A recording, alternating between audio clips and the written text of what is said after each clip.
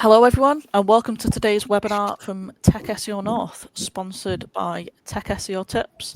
Today's webinar is Technical SEO for Digital PRs. My name is Nikki Halliwell, and I'll be your host for the next 45 minutes or so. Before we dive in, I just want to take a moment to thank our sponsor, TechSEO Tips. For those of you who are not familiar, it is a weekly newsletter that I write, and it aims to provide actionable advice on technical SEO, as well as a roundup of incredible articles from those in the industry. We also have news from the search engines and more, so please do sign up at techseotips.co.uk. Back to today's session. We know webinars can sometimes feel a little bit formal, but we're hoping today is going to be nice and relaxed, insightful, and packed with takeaways that you can apply straight away.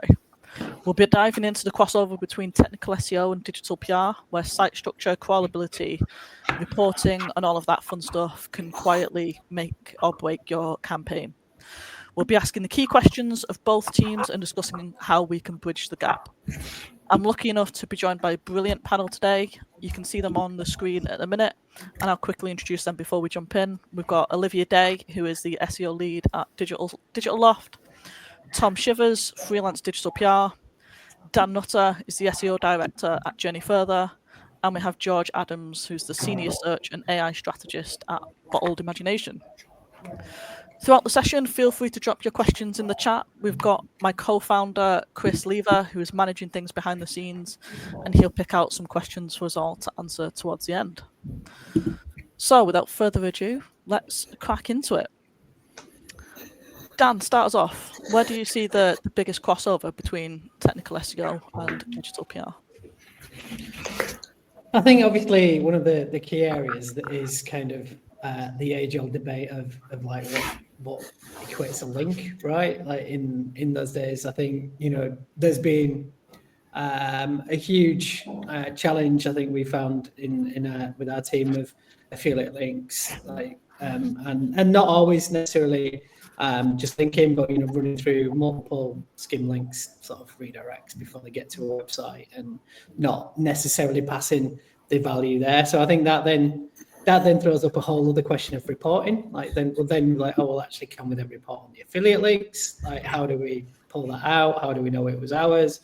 And it's all that kind of content where you're trying to deal with something that's largely out of the control of both teams, but you're trying to come up with a solution that works for a client. And if anybody's got a perfect solution for that, please shout out now, because we still haven't found one when it comes to that. But I think historically that was obviously lessened a bit with citations, in particular with LLMs coming in and that link value. But yeah, I would say that.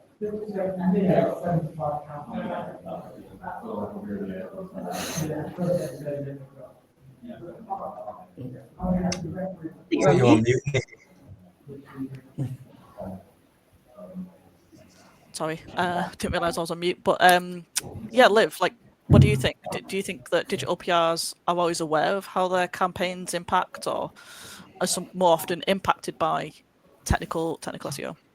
I think it's on the surface, it always looks like they are like absolute opposite ends of the spectrum. You've got digital PR, which is like the most creative and what a lot of people think is sort of like very like fun and exciting, and then technical SEO is the kind of like dark area that you've got like one or two people in an agency or a company. Only those one or two people know about it, and it's kind of like never the two should meet. But I definitely think that digital PRs need that little bit of a basic technical SEO understanding. I don't think anyone needs to be an absolute expert, but I like the analogy of thinking of SEO a bit like a house. So you've got the technical SEO as the foundations, the content is sort of the walls of the house, and then the links are the roof. And sort of like with the house as well, if you've got really rubbish technical SEO foundations, your site's not crawlable, your site's got really rubbish user experience, things like that, you can have all the amazing links, all the amazing content you like, but it's not going to have the impact that you really want it to have. So I think making sure that you're working on digital PR for a site, making sure that you know the technical foundations of that site are really, really solid as well. I think that's sort of the baseline understanding that any PR should have when starting work on a new site as well.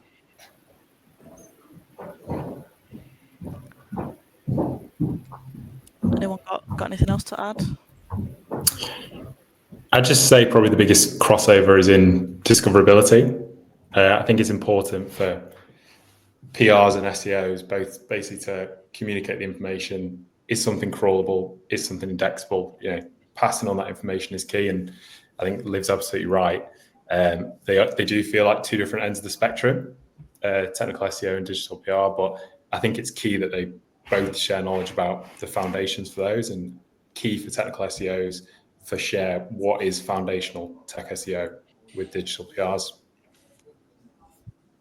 And also vice versa. I think I've had that feedback from the tech SEOs on our team of going, I really don't have much of a clue of what digital PR is, what the aim is here, and sort of that, obviously knowing the aim, but sort of the ins and outs of a digital PR, what makes a great campaign, what makes the best links, I think, particularly in this new era. So I think having that knowledge sharing both ways is so valuable. Yeah, like you say, it works both ways, and digital PRs often have access to like a huge amount of data and information, and maybe that's something that we can pick up on a little bit more. So, George, following on from what you were saying, what ways do you think digital PRs could better leverage technical SEO insights to strengthen the campaigns that they're doing? I think it's absolutely crucial that everyone understands the why as to what we're doing, because you might drive some fantastic links, but eventually a stakeholder, maybe client side, is going to say, what did this mean? And so I think it's why SEO insights can basically elevate the overall narrative. If you can sit at the end and say, we drove to this category, we drove X number of tier 1 links, your average position increased, and then cherry on top, did you get any increased revenue from that? You're basically making digital PR quantifiable and something that can easily be translated to everyone involved.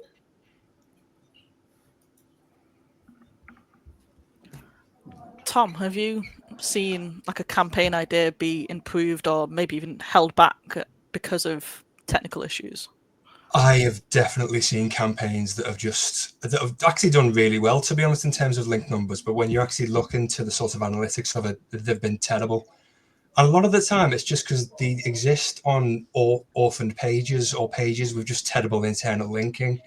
And there's just kind of, if that conversation would have been happened before this campaign page even went live, or discussion was had about, right, here is a category you want to improve or a product we want to target, that would have just made it a million times better, as opposed to just not even thinking about any of those things and just thinking, oh, we need to do a campaign, we'll do something on this just because, oh, the press are talking about it. Well, not really, because the press might be talking about something, but is it commercially relevant for your business? And you need to have those conversations with your technical SEOs, I think, to be totally honest with you. Yeah, we've seen similar. We've had campaigns that have performed really, really well in terms of links, and we go and have a little look into other metrics, maybe sort of like 6 months down the line for a QBR, and it turned, like, I've seen it before where a campaign's not even been indexed. It's been completely orphaned. I think particularly where we used to do a lot of sort of like the big interactive, like calculator style, which was just, we'd send a client developer like a big raw HTML file. It gets uploaded and it's actually in a random area of the site that's not even templated to have navigation in it. It's just sort of like completely lost. So there's definitely, it can still be getting links, but then people might be searching for it. They might search for that calculator and it's actually not even indexed, not been discovered. Yeah, I think for me that's always been a key part of our process, has been ensuring, well, where possible, that we know the process for getting pages live on a site early doors. Like we've had a client in the past who had the blog on a separate website, and they were like, oh, can you not build links there? I was like, I mean, we can, but it's going to have no impact on your organic performance. It took a while, but we did eventually get it on a subdomain on the main site. But it's that kind of understanding their side. I don't know, Tom probably maybe has a better impact on that, but presumably you often might find you've got two very separate teams with a client as well. So there's a tech team. The bigger the client you get, the more likely that tech team is housed off in a corner somewhere else. And then, like, the team you're working with from a PR perspective might think that, yeah, it's fine, we'll just launch a page, it'd be great. And then the dev team go, can't do that, you can't go there. I don't know if anybody else experienced that kind of challenge. It's a real difficulty, to be honest, especially as a freelancer, because you've kind of just got to put your word against what is effectively an entire in-house team. Like you might be working with a single SEO whose remit is links, and then they've got to go and have an argument with a tech SEO who doesn't even see the point of what I'm doing, when really it's just kind of you've got to get an entire get the entire team on side effectively, rather than just one person. Otherwise, you'd be fighting a losing battle time and time again. But yeah, it's just important to just try and have as many people on side as humanly possible, really, because making sure you're all pulling in the same direction there is so crucial to getting actual success out of it. Yeah, I think 9 times out of 10, the person creating the campaign and doing sort of the ideation and the strategy is so far removed from the person uploading it, particularly if it is one of, like I said before, those sort of like big campaigns that require sort of a bit more sort of development to it. A developer's got a massive task list and is just going to be trying to get through that list as quickly as possible. They're not going to double check that the internal links are there, or that it's not orphaned, or that it's in the sitemap. Like, they're just going to be like, cool, it's done. Next job, if they do it at all. I mean, that leads on nicely to the next point that I wanted to discuss, really, because like as those of us that work in technical SEO, we're always talking about content being crawled and whether or not it is crawlable. And Liv, you mentioned orphan pages, and obviously that ties into things like site structure. Do you think that would be helpful if those, and I'm not trying to call anybody out in PR by saying this, but do you think it would be more helpful overall if PRs had slightly more understanding of that area and how site structure and crawlability can affect campaigns? I think so, yeah. I've just started doing drop-in sessions on SEO for our PR team, just to be like, if you've got a campaign and you've got a question about it, no question is a silly question, just drop in and ask it. And I think there's lots of things around not knowing the best URL slug to have. For example, like we've got campaigns that might be sort of like annual ones that we refresh every year. There's always the question of, do I have it on a different URL slug? Do I do the same URL that I update every year, or have one that's got the specific date in, or something like that? Whereabouts should it sit? We've had campaigns that end up getting uploaded to quite like a random part of the site, which in our defense, that was a learning from us. We didn't specify where it needed to get uploaded. I don't think the PR team had the training to be able to think, oh, I need to know where exactly that needs to sit to be able to have the organic benefits that we want that page to have. So I definitely think that having that sort of base training in site structure, internal linking, which I think all digital PRs do know about, but making sure that we've sort of continually got that as well. URL structures as well, a big one that I think PRs do need to know about, yeah. I think part of that as well sits with the briefing from the SEO as well. Like, you should make sure that I think you're being really clear about what you're targeting. If it is a specific category, where you think internal links should go, because ultimately you're the one responsible for that part of the site as tech SEO. So if you're not briefing it as clearly as you could do, because I think often you find that tech SEOs won't get as involved and are not necessarily going to be specifying those things. So I think that's really important as well, to make sure that you, as an SEO, you take ownership of that part of the site and support the team with your guidance as well.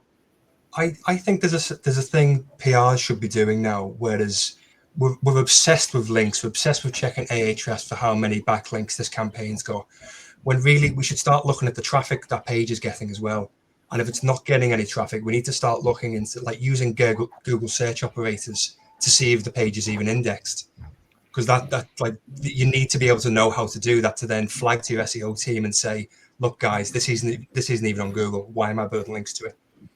And just sort of having these conversations early doors. Just obviously, if you've built, I don't know, 5 links to a campaign page and 2 weeks later you're seeing absolutely nothing in Ahrefs, start having that conversation, because you could really get the value out of it. And if you ignore it, you're doing it for no reason, effectively. Yeah, particularly if you're doing, sorry, go for it, George. No, go on, Dave. I was going to say, particularly if you're doing sort of like big brand campaigns and you're creating pages, we've had campaigns that the press have loved and have generated their own search volume. If that page wasn't indexed, there'd be such a big missed opportunity, because people would be searching for it and there's nowhere for that traffic to even go. And obviously the aim from that was we generated a load of conversions for our client. But if that page wasn't indexed, we'd have missed out on all of that as well. Yeah, I think just following on from that, I think PRs should have that kind of foundational knowledge without, going too deep into the technical SEO. I think just understanding what is something that is no index, redirect chains, canonicals, orphan pages, what they are, how they impact things, I think is really key to know. And that's not to say they have to be the, typically slightly uncooler job of being a technical SEO. It's more to say that their work goes further as an end result. Do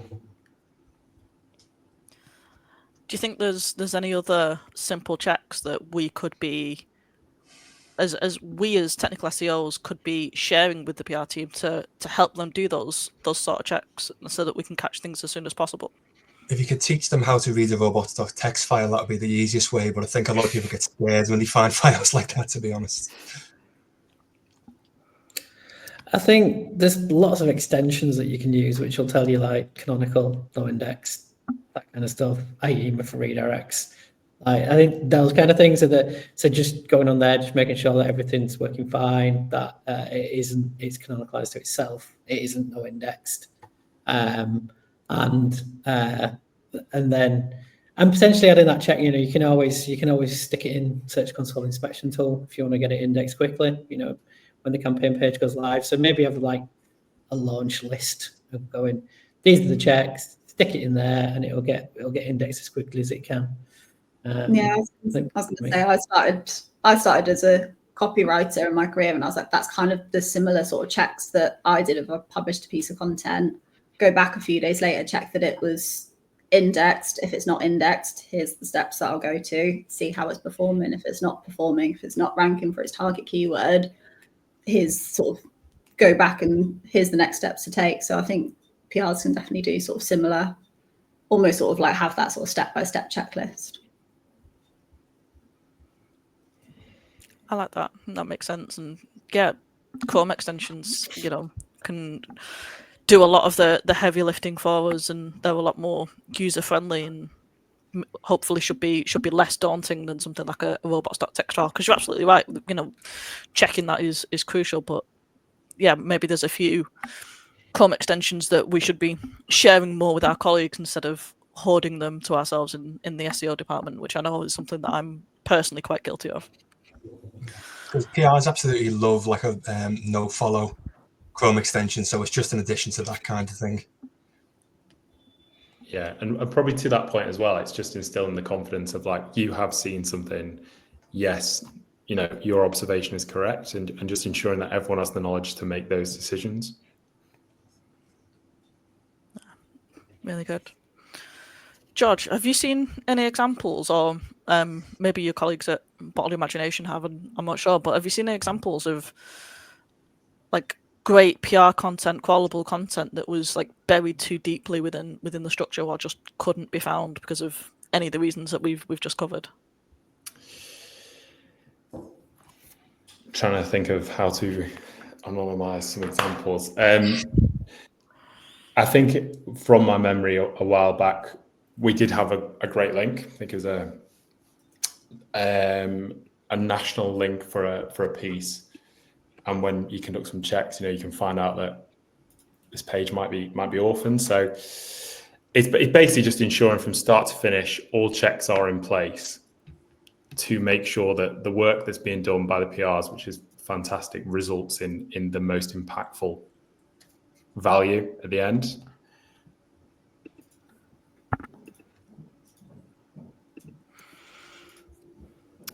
Thank you.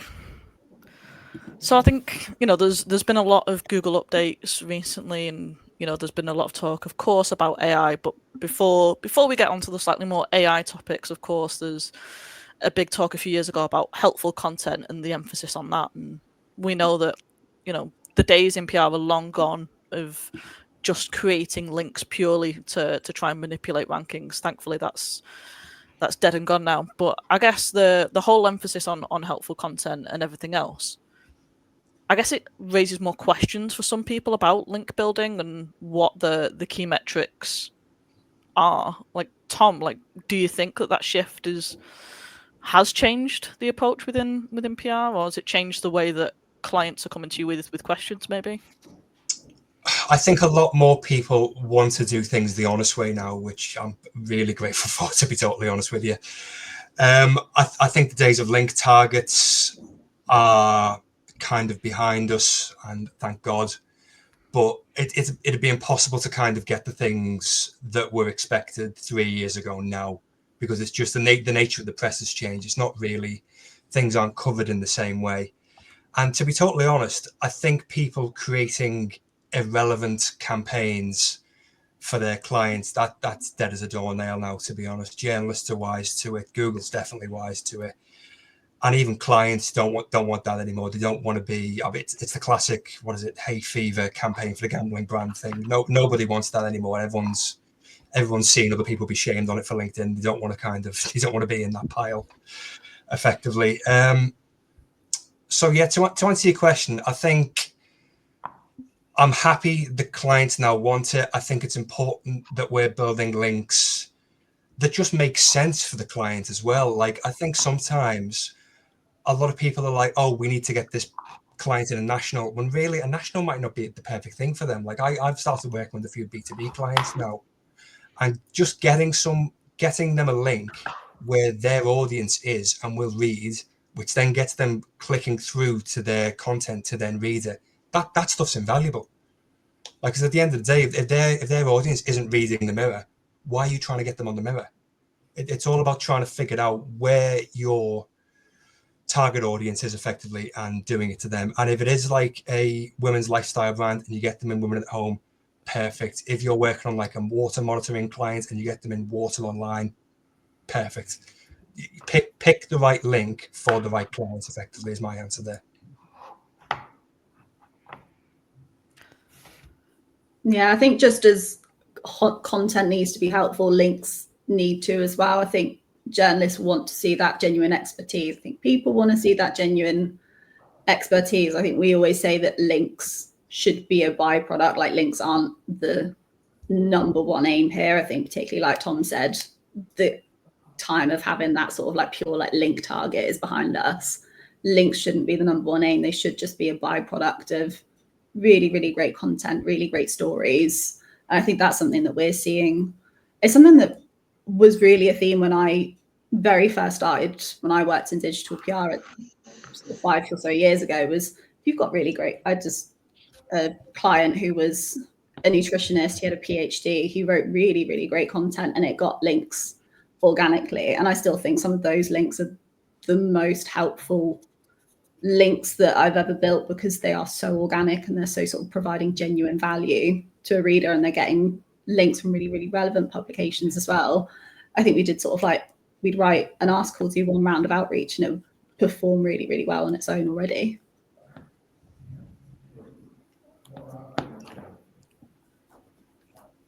Yeah, I think you've got to, I agree with all of that. And it's basically Google is taking that omnipotent view of the bigger picture to see, is it insightful? Does it help users? Is the link sitting somewhere naturally within that, not spammy or overloaded? So yeah, I think that's absolutely right. How is that working with like clients as well? Do you feel like they've got a greater understanding of, you know, the benefits of long form evergreen content, stuff that's genuinely helpful? Do you feel like those conversations are easy to have, or is there still the resistance on their side? I mean, I'd say since ChatGPT launched, I don't think that many clients see the value in producing huge runs of like what they might determine now expensive content. But I think there's it's the real sort of battle now to be, well, if you want to be visible, you are going to need really unique content. Because in particular, I think what we're seeing, sorry to skip ahead to AI, but I can't help it. Like the way that they perform web searches, like unless you're adding some genuine value, they're just going to fire back a training data response. Like, so just churning out the stuff that everybody's doing isn't going to get you there. So that's the irony, isn't it? Like the more you produce content by AI, often the less likely it is that you're going to end up there as well. So it's that making sure that you highlight the value to them of why that unique perspective. And I think I would say like solution focused content to some idea, but going back to what Tom said, like what does the audience want to know? Like what does your audience want to know? What are they searching for? What do they want to find out? And that's what builds your content out. Because if you're not doing that, then if you're not making it relevant for the audience and interesting, then you've got no chance of getting it visible either.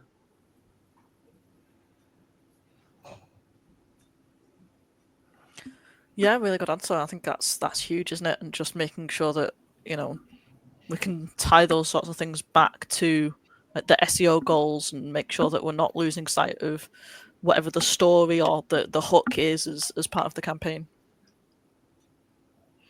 I know I've certainly been guilty of that in the past, getting too obsessed with the SEO goals and like cramping the campaigns, which I should know better of, because I mean I was only a link builder back in the day, but still I was never a proper PR. But like I should have known better than that. But yeah, you get sometimes a little bit obsessed with just to this like category page or this PDP. But yeah, you may need to give people give people a bit of freedom.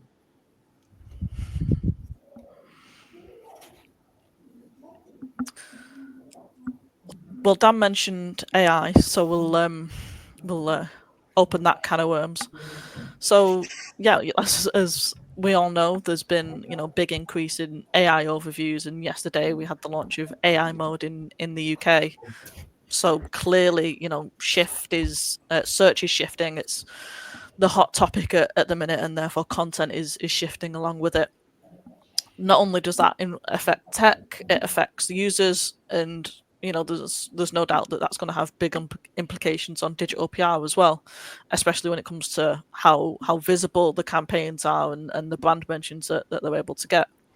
So I wonder if well, I'll open this up to everyone, but has anyone seen any examples of these like recent SERP changes have a big impact on digital PR, whether that's positively or negatively? Well, are you going to go, Dan? You go. We have actually more so in the US, which I think obviously is a slightly more mature market when it comes to the AI features. Definitely seen really good examples of coverage that we've achieved for our clients of that being included in AI overviews for the topics that the client wants to be relevant for. So again, it's kind of a little bit of a different take on it, kind of not surfacing your client's website in the AI overview, but you are surfacing coverage that is about them. So I think that's a really positive story to tell, and I know certainly using tools like Ahrefs Brand Radar to try and dig into stuff like that and find topics and how you're getting that coverage is more and more important. And I guess the challenge is AI overviews change so much. Trying to actually understand what one actually is the battle there. But I think we've got a few tools at our disposal that allow us to see that. But I think that was a really positive story to tell, and adds that additional layer of value onto a digital PR campaign, and I guess kind of stand on its own. It's doing what potentially an SEO couldn't do, which is getting the brand in an AI overview. I think there's a really interesting kind of flip in a dynamic I've noticed in the last 6 months where people actually care about unlinked mentions now, and I've never seen that in five years of doing this job, because there's actually value in them. Like for instance, 3 months ago, I did a campaign around the slowest places in the UK. The most reliable place in the UK for broadband. Now we got this in, I think it was the Sun, the Mirror, and the Mail. None of them linked, and I was really annoyed at the time. And then someone showed me, well, actually, we're starting to rank in AI overviews and in the likes of ChatGPT for reliable broadband because of those unlinked mentions. So I think people are starting to cotton on to just how valuable these things can now be with the rise of LLMs, and all power to them, to be honest, because I used to get sick to the back teeth of people complaining about us getting coverage without a link, because to say it has no value is an absolute joke, to be honest, because obviously it's both valuable for the brands, but at least now I can say, look, the robot can read it, so at least we can point to that now. Yeah, I completely agree with that.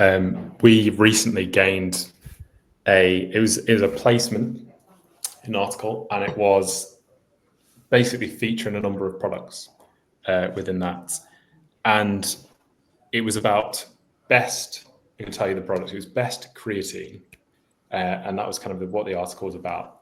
So we were running queries through GPT, Gemini, Perplexity, and consistently saw this listed as a source from this directly. So, typically there's a bit of hesitation around affiliate links, but the recency of this to show that there was a product recently showcased in a well-known publication really, really benefited this overall. And to show that to the client as well is really exciting.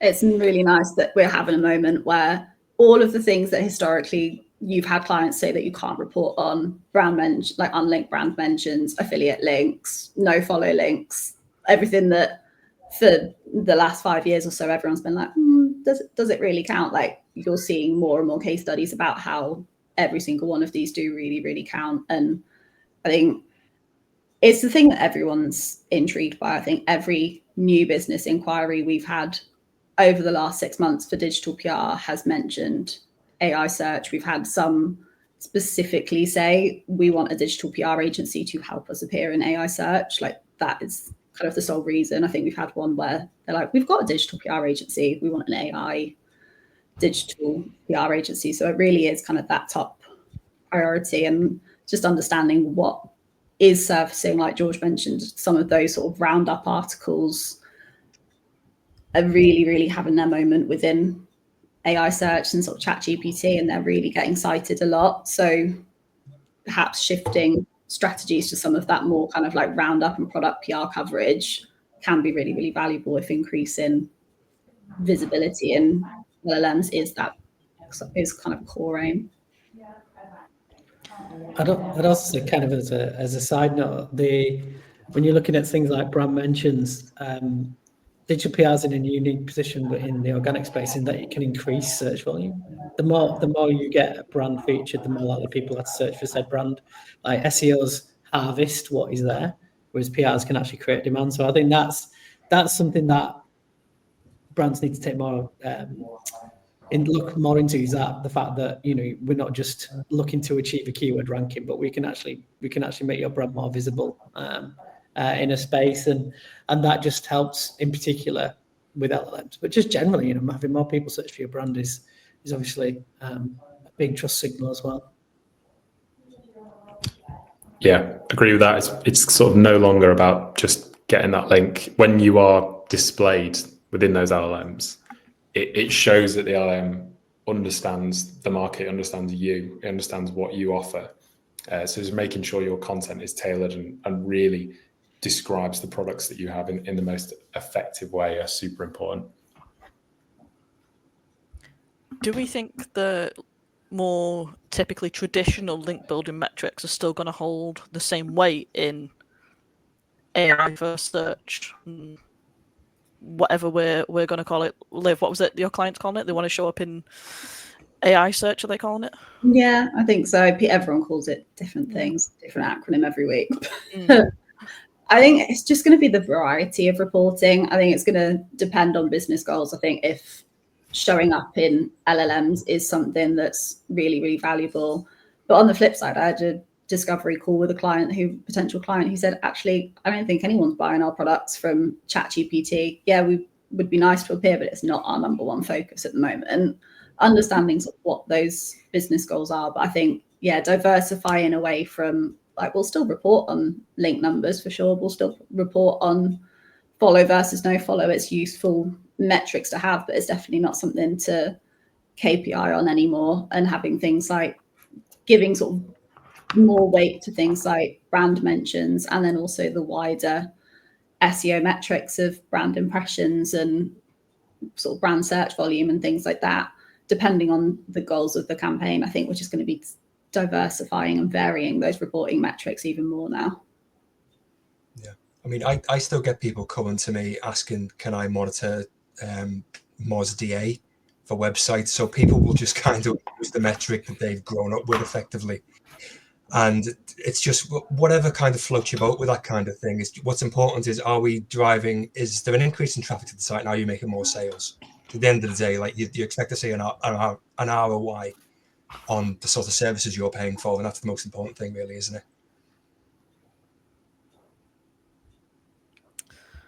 Have these sorts of changes, Tom, have they, I know you touched on it earlier talking about the more specific publications, but with AI overviews, has any of that influenced the kinds of publications that you're targeting?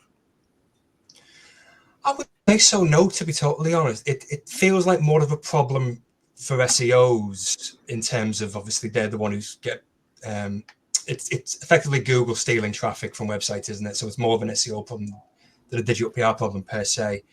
I think the main issue I kind of see with AI is that journalists kind of have a difficulty believing what's true and what's not at this point, like, because so many people are trying to send them AI generated nonsense and trying to do it en masse, that there's never been a better time to kind of prove to a journalist you are a real person, that your client is a real person, because they're getting hit with an absolute deluge at the minute. So you need to prove that you're a real person, your client's a real person, also you're good at your job, and you're not going to spam them with vacuous nonsense 24/7. Because I think in the last 6 months, I think a lot more emails have been blocked than the last 6 years.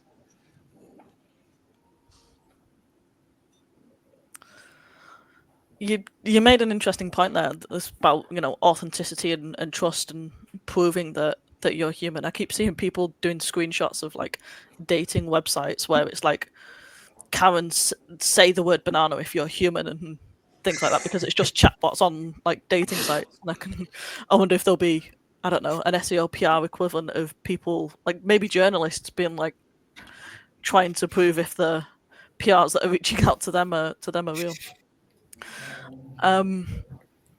Yeah, I mean, I'm guessing that's not really been something that your clients have had an issue with, Tom. Just like, you know, just like understanding like the ethical side of things and emphasizing the quality that they need in their links. Has any of it been like a shift or a challenge with the people that you're speaking to? So I've definitely had a lot more journalists, after sending through commentary, just say, can I jump on a call with this founder? Which is the implication is this a real person? And funnily enough, the moment they jump on that call, they don't ask me for one again. But it's just, they kind of just need to verify, right, this is an actual person. This isn't just some fella in the middle of nowhere with a business that doesn't exist.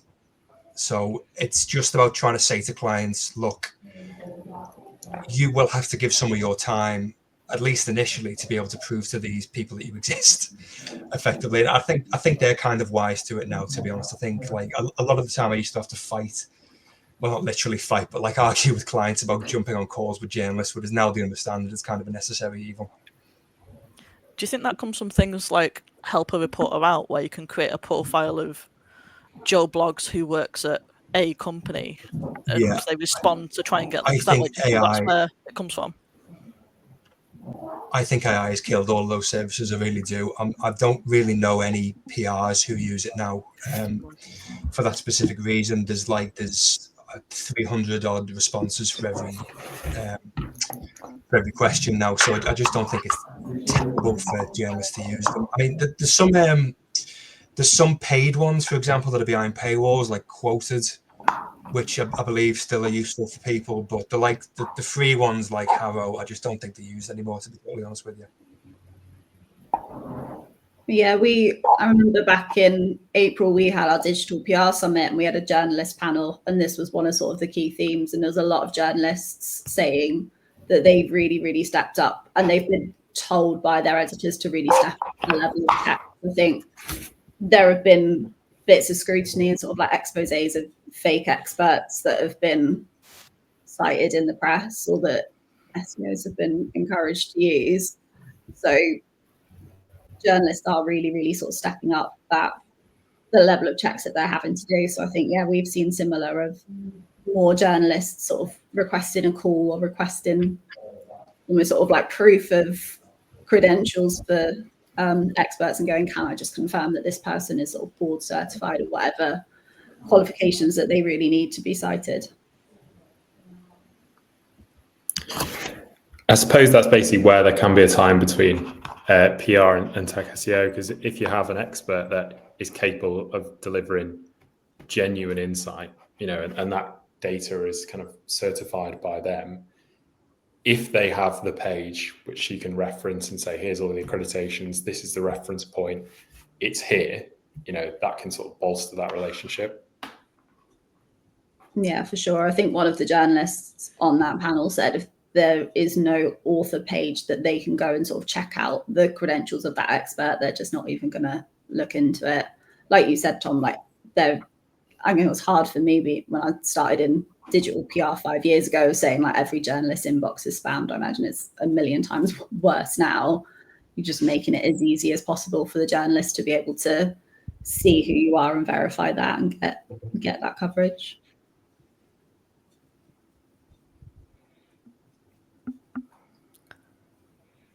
Dan, I'll come to you with this next one. What signs do you look for to assess the quality and the value of earned links?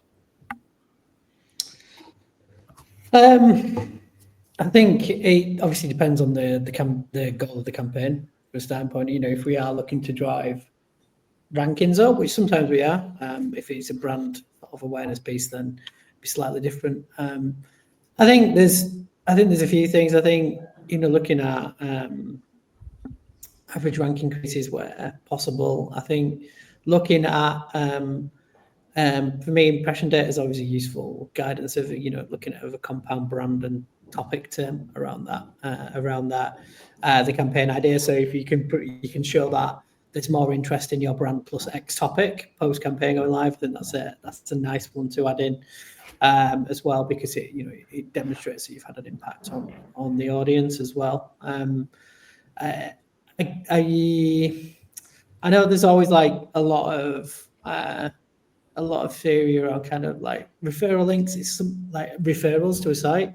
Now, I would say like even back in the day when you were getting like hundreds and hundreds of links to landing pages, like referral traffic's always like really minimal on that. So I wouldn't necessarily go on like pure referral traffic, because you again with the things like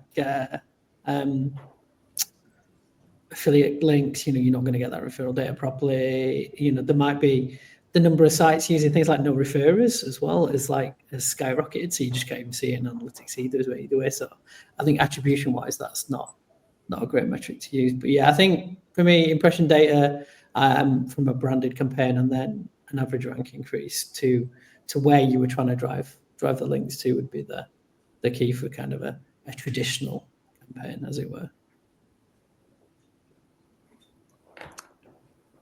Yeah, I think following on from that as well, just on the basis of Dan covered all of the key metrics, but if say your brand is consistently being in nationals, consistently getting coverage across a load of publications, and they're not running things like TV, and you can just see the brand volume constantly grow over a period of time, that is such a fantastic metric to sit in an end of year review and go, you were here, we did X, and then this is the result up here. And sometimes you do see that specific spike as well, like following the launch of a campaign, or like we had a campaign for a client that did really, really well, got a lot of kind of like quite big coverage sort of discussed on TV, and you see that immediate jump and sort of the sustained impact on that. So I think clients absolutely love it if you can pinpoint we launched this, and then this was sort of like the direct impact immediately afterwards. Absolutely. Does anyone have any specific red flags that might make you question the value of a link? Does it actually get any traffic? I'd say is a big one, because a lot of people stick to things like DA and DR. When if you simply just look at the monthly traffic it gets, and it's anything less than 100, I don't think it's worth it, to be totally honest with you. Or it has to be a damn relevant site to be relevant for that kind of thing, because people know how to kind of inflate these metrics like DA and DR, whereas traffic doesn't really lie effectively.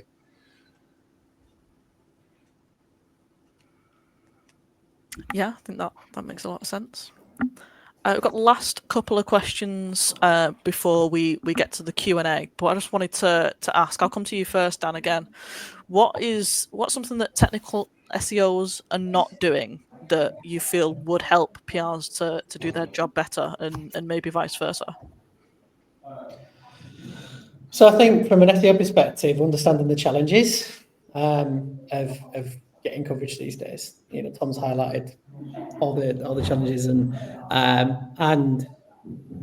then putting more value on like data requests that you might get. I think one of the areas that I've worked on in the past was trying to make a link gap a little bit more real. So taking that, understanding the journalists in that space, it's different publications and like things like frequency of publication. So the link into TechSEO there is I just like crawled the site screaming frog and extracted all the publishing dates, author bios, author names, and then like just pivoted it up for the PR team. Of like, okay, well, this person posts the most on this topic. These are the headlines that they've gone with. So maybe you can target your outreach to that. If there's any trend in publication dates, kind of like, do they always publish on a certain day? Is there a publication frequency? If they posted probably what they're gonna publish for this month, so maybe give it a rest. Did they just publish a piece of content about that in the last 3 months? So probably worth waiting or coming up with a different idea if you want to target that journalist. So I guess using like the kind of the skill set that you just take for granted of just being able to extract information from a website and stick it in a spreadsheet and then look for trends. I think that's a key thing that SEOs could share more with PR teams. Yeah, I think probably just jumping back to the basics to say like what from an SEO perspective needs help. What are the things that would benefit from targeting? I think just right at the start to say we've got the PR team have some fantastic ideas, but if they're rooted in a reason and a cause for doing so, it's only going to make the client so much more happier.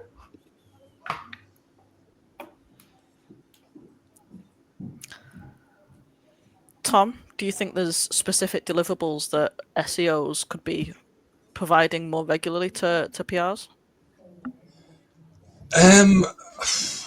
SEOs in general, I think there needs to be a lot more conversation about what the actual strategy is, because a lot of the time there just seems to be a PR brief is thrown at someone and it's just build links to this website, and that's not really good enough anymore. I need to know what pages need links. I need to know kind of what audience you're trying to go after. Like, speak to the SEO, even speak to a brand team. Like, at the end of the day, you need to speak to as many people who are working in this business as humanly possible to be able to go in the right direction.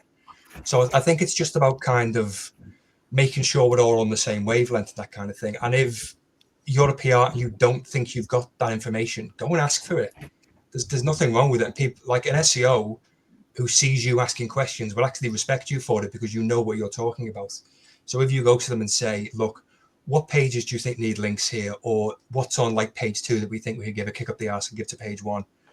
Like, start asking those questions and you will get more sort of better information that you have. And I think if you're starting to build links to those pages that have the highest opportunity and you get them, you really will see the value in that.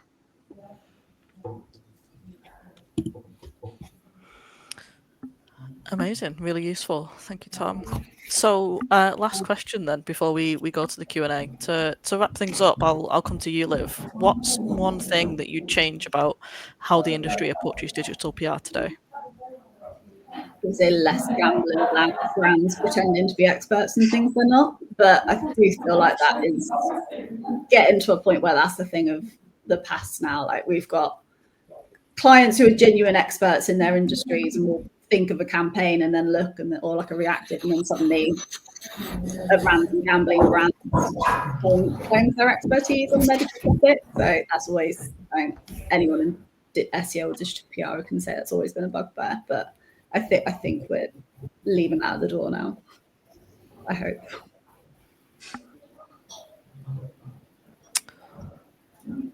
George, I'll come to you. What do you think a more integrated approach to digital PR would look like? I think basically making sure everyone understands the aim digital PR overall and what we're trying to achieve in terms of, building that overall authority. Jumping back to what we said before about not just gaining links, ensure that everyone is sort of clued into the overall aim, that we are shaping brand narratives and kind of influencing how everyone sees the businesses that we work on.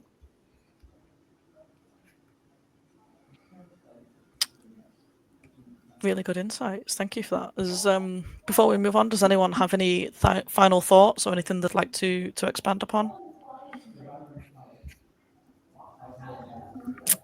All right, cool. So looks as if we've had quite a few questions come through on the chat. I know Chris has been keeping an eye on them, so let's jump into a few of them now and see what we've got. Thank you to everyone that's submitted a question as well.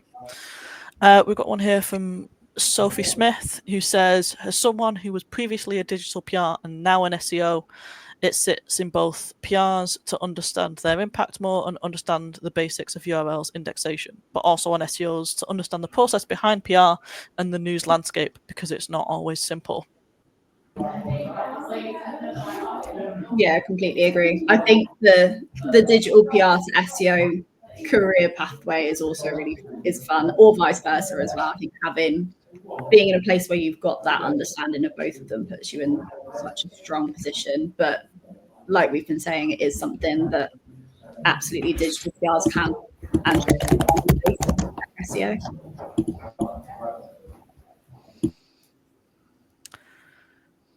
Really interesting. Thank you, Sophie, for that question. We have one here from Bipin. He says, I heard someone say there's no point in being in the mirror if the target audience is not reading the mirror. But then on the flip side, if we can get AI overviews, etc., as just mentioned, so if it's worth doing digital PR and not relevant to the target audience. Yeah, that was me. I'll answer that. So I think when I say there's no point being in the mirror, I think that was probably a bit too flippant. Obviously, the mirror would be a very good link to get. I think my argument would be, if your target audience isn't reading the mirror but is reading the Guardian, focus on the Guardian is my kind of point. Like, to try and build the best link possible for your clients would be my sort of argument there. I mean, try things and see what works effectively. It's about trying to create content that might work for the tabloids, that might work for the broadsheets. Like, for instance, we had a client the other day, Kisters, who we did actually get them on the mirror, but it didn't actually get them any sort of, there was no referral traffic and we didn't really see much impact, even though it was a category link. Whereas we also built them a link a few weeks later in the Oxford University Press, and that link went absolutely gangbusters in terms of the sort of, in terms of the keywords it then ranked for and the traffic it then got effectively. So it's just about trying to build links that people are clicking through effectively, because I think the issue with that mirror link is no one was clicking through to it because everyone was like, I don't really care about this environmental company. This isn't really for me. I'm not here to read the tabloids to learn about this kind of in-depth kind of stuff, really. So it's just about creating content that the audience wants to read is my kind of answer to that.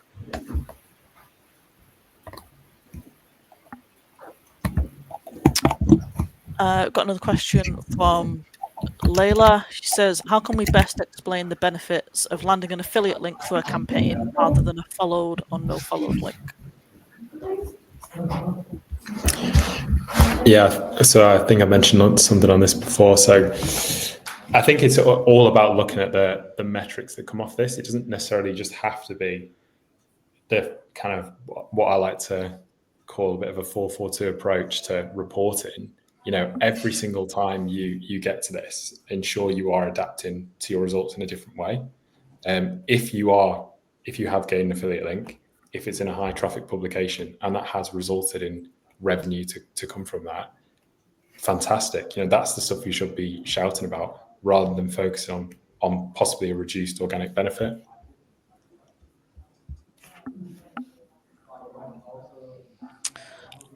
Next question. Will links be as important in the AI landscape, or will it be more about mentions and citations?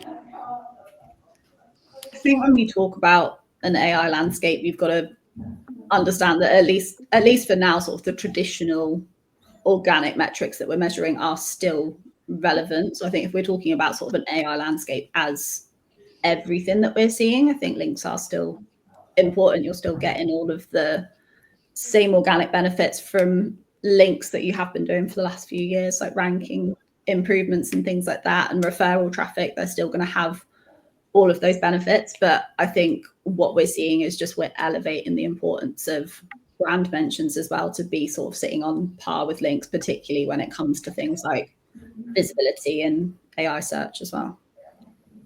Yeah, I think I kind of add to that. I think while Google still exists, and despite all the noise, it still really does. Yeah, links are important. Google built their search engine on links. Like PageRank was the fundamental part that drove the better quality results, which is why they are where they are. So they will always have a benefit there, as Liv says. I think that's the major thing. I think AI is important, but it's important not to get lost in the noise. I think some of the best estimates shown recently, ChatGPT's got about 5% of the market, maybe. Google's still got, well, up to 90% in some markets.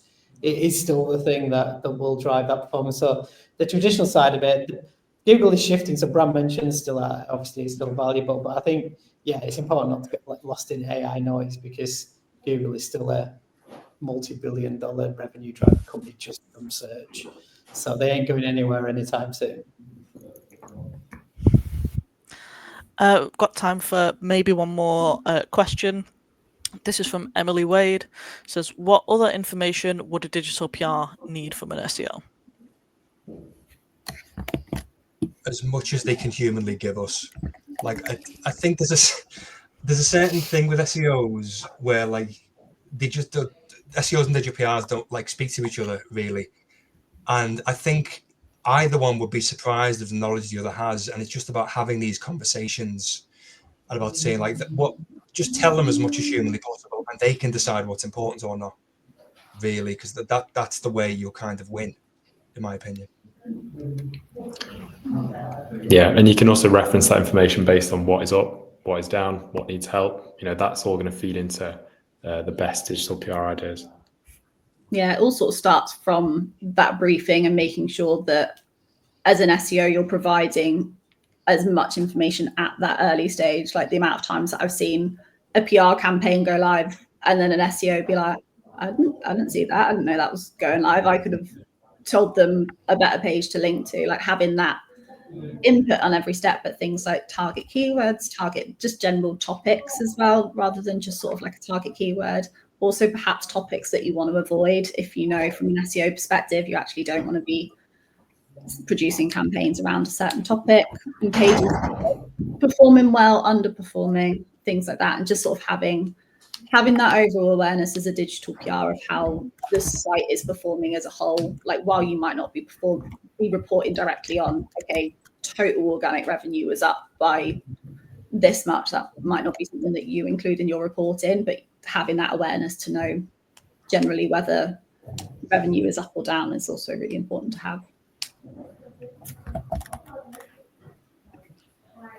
All right, thank you, everyone. That brings us to the end of today's session. I want to say a massive thank you to Liv, Tom, Dan, and George for sharing their insights, and to everyone else who joined us on the webinar today. Thank you very much, especially to everyone who submitted their questions. If anyone's got any more, or there's something particularly burning question that you weren't able to ask, feel free to message us, or I'm sure most of the panelists wouldn't mind if you message them directly on LinkedIn with your questions. If not, fire them to us, and we will happily share them. I think we had some really interesting insights today, and we hope all of you found it useful. Before we go, I'm just going to give a final shout out with a few more things. If you're not already subscribed, please do check out my newsletter, Tech SEO Tips. As well as webinars here at Tech SEO North, we do also host in-person events. Our next one will be in Sheffield in the latter part of the year. We're looking at probably November now for that one, and we'll share the date as soon as possible. We do have a Slack channel. We also have a very active LinkedIn page as well, and we'll be launching our website very soon. So please do stay connected with us on those channels and look out for updates. And yeah, keep an eye out for our next webinar as well. We'll be announcing that as soon as we can. So that's it for today. Thank you again for attending the webinar, and we hope to see you again soon at the next Tech SEO North event. Thanks, everyone. See you later. Thank you. Thanks, guys.